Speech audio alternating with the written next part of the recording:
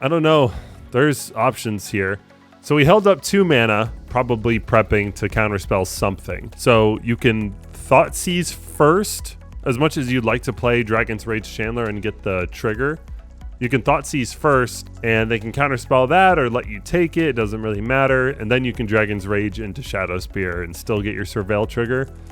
You can risk it and go Dragon's Rage into Thoughtseize, but I don't really see the point in that. I'd probably just Thoughtseize first. Not that a counterspell in Chandler is a terrible thing, but eventually you're going to have to start pressuring because until Riveteer's Charm, we don't really have ways of competing with their top decks and dig ability. So Murktide for now is a deck that can outgrind us in the long run, mostly because of expressive iteration, but that puts a lot of emphasis on what we have in our hand. I personally don't think the extra trigger off Dragon's Rage Chandler is worth losing your Dragon's Rage Chandler. So in this case, I would play Thoughtseize first, then DRC, then Shadow Spear. Tarmogoyf. I'll keep this on top. It's very good. Okay. I'm gonna take Murk. A Braid main deck. Murktide's the only thing you can't answer. Everything else is whatever. Has Ragavan. I didn't even think about it. What a punt and a half. Oh, there's so much to this what's the play, though. Honestly, I didn't even see it either. Yeah, you absolutely gotta pitch Tarmogoyf. Well, you don't know. I guess on the Shadow Spear trigger.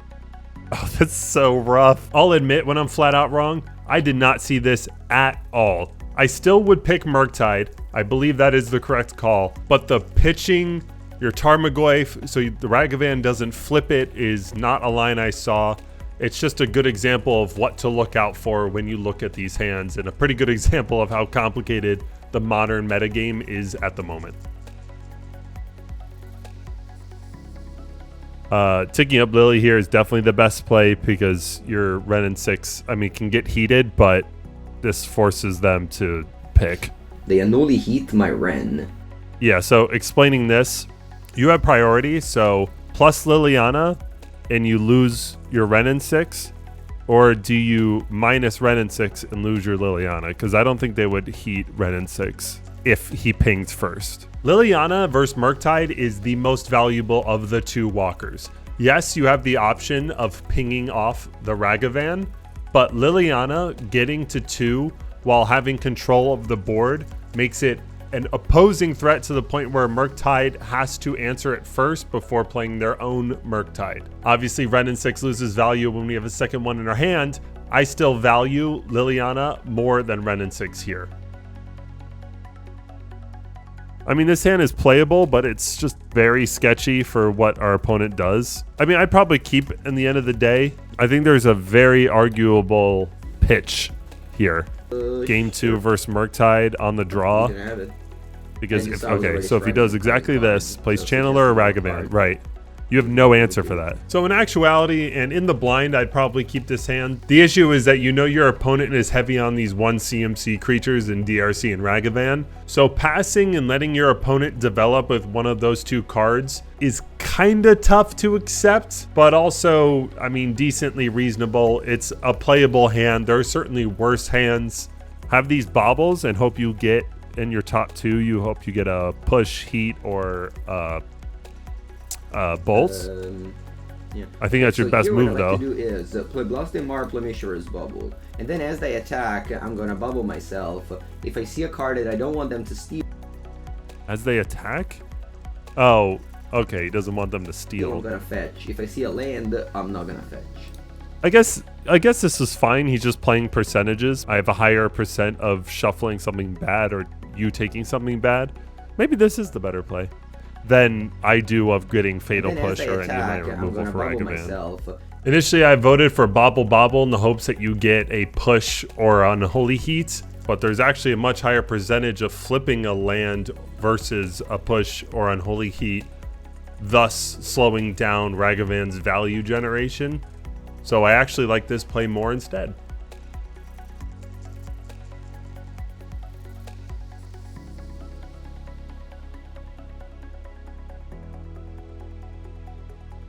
This is actually pretty tight. You could Urza Saga again, but I think this game is ending soon. You can make this a 7/7 by combat tricking a guy, which is probably your best move. Very large. It's gonna be a 7/7 here. But you also probably want to ping off this Chandler at some point. Because I can make a token, and that is the 7/7. Random 6, what do you do? You could plus Urza Saga, but like I said, I don't think this game is going that long. What you see on the board is how this game is ending. So you probably want to ping off the Chandler, play your Bloodstained Mire, ready for a Stomping Ground so you can Endurance Combat Trick. Ping Constructs, and he has to block with Murktide. Murktide dies because he can make a guy. They don't even have a null hit, so they just have to chump block here. Oh wait, you're not even going in with this guy. Oh, but this forces him to block and not go to 1 health. That's hard. I mean, obviously this is nice, but Dragon's Rage Chandler is also how he comes back into this game. Not that your opponent's going to with this kind of board, but it is how he does it. Personally, I would have stuck with just attacking with the construct with the ability to make it a 7/7. If he just blocks with his construct, then you ping him for the win. If he double blocks with Murktide in his construct, then you ping DRC and wipe his board, and then you have 2 5/5 construct tokens. I like that a lot more than leaving DRC up for potential expressive iteration, pitching, 3/3. Who knows what happens after that, but I'd rather wipe his board entirely instead of just leaving up Dragon's Rage Chandler. I think I'm taking Thalia. Aspetta un attimo, maybe not, because I have Brennan 6 to kill. Yeah, but you can't play Renin 6. Stoneforge Mystic is a good pick. Skyclave Apparition's a good pick. Stoneforge is probably the best pick. Thalia. I would go Stoneforge here. Thalia, you leave up. I guess Skyclave is reactionary, but Thalia is just proactive. You draw another land, and Thalia is not. Yeah, I think that's a punt. Stoneforge Mystic is the only card in his hand that goes +1. Thalia with an extra land, we can just ping off. We can also just respond with Goyf, and he'll respond with Apparition. Then we can respond with Goyf again. The lines are a lot smoother when you're dealing with Thalia as opposed to Stoneforge Mystic. You have 1-for-1 cards in your hand. I would just lean to Stoneforge.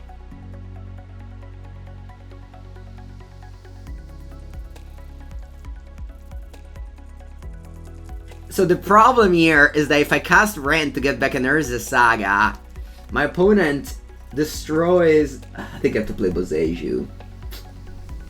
Or do I take 3 damage and just... What? Go Verdant Catacomb. Yeah, that might be best. I just take 3 damage.